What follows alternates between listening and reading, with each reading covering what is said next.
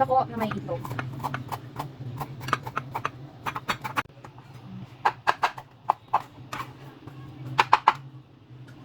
So, tama na siguro ito.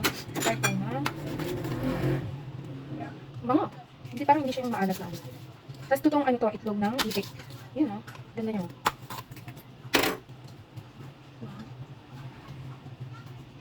Ganda nyo.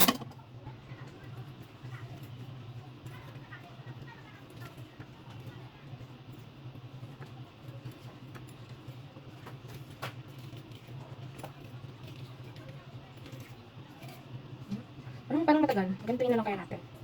Tapos saka natin i-slice. Para mabilis.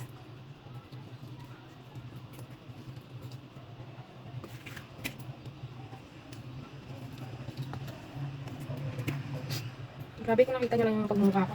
Tagaktak na yung pawis ko. Super init. Super init. So hindi ko na hinugasan yung chopping board kasi ano din naman yan yan. Sa may katas ng tomato.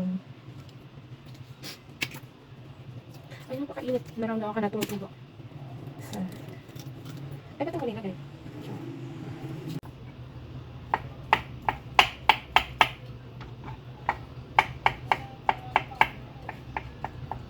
Tapos, ito na, may kamatis, sibuyas, itlog na pula, tapos, or salted egg. Tapos, tada! Lagyan mo na lang ng fish sauce or bagoong. Okay? Thank you for watching.